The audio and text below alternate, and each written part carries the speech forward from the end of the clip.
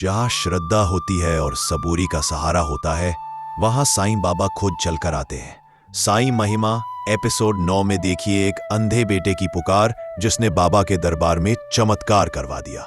ये कहानी है विश्वास की और साईं कृपा की, जो हर अंधकार को रोशनी में बदल देती है।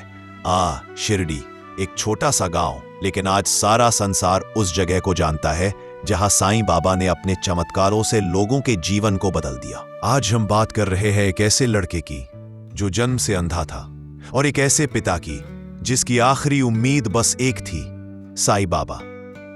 कहानी शुरू होती है महाराष्ट्र के एक छोटे से गांव में रहते थे एक बूढ़े पिता और उनका बेटा। नाम था गोपाल। गोपाल बचपन से ही देख नहीं सकता था। जब वो छोटा था तो बार बार पूछता, पिताजी माँ कैसी दिखती थी? पिता चुप रह जाते। क्या बताते? माँ अब इस दुनिया में नहीं थी और बेटा माँ की शक्ल कभी देख नहीं पाया। पिता ने बहुत कोशिश की, डॉक्टर, मंदिर, तांत्रिक, लेकिन सब ने जवाब दे दिया।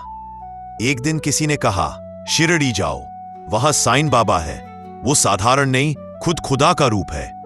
अगले ही दिन पिता बेटे को कंधे पर बैठाकर शिरडी के लिए निकल पड़े। रास्ता लंबा था, धूप थी, धूल थी और थकान भी, लेकिन बेटे की आंखों में उजाला देखने की आस उन्हें आगे खींचती रही। रास्ते में गोपाल ने धीरे से पूछा, पिताजी क्या मैं कभी आपकी शक्ल देख पाऊंगा? पिता की आंखें भर आई। उन्होंने सिर्फ इतना कहा, बाबा सब ठीक करेंगे बेटा, बस चलो। शिरडी पहुंचते पहुंचते शाम हो गई। बाबा उस समय द्वारका माई में बैठे थे। धूनी जल रही थी। बाबा ने उन्हें देखा और मुस्कुराकर बोले, आ गए तुम लोग, देर कर दी लेकिन सही समय पर आए हो। पिता हैरान थे। उन्होंने तो बाबा को देखा भी नहीं था, फिर बाबा को कैसे पता? पिता बाबा के चरणों में गिर गए। बाबा, ये मेरा बेटा जन्म से अंधा है, मेरी आखिरी उम्मीद आप है।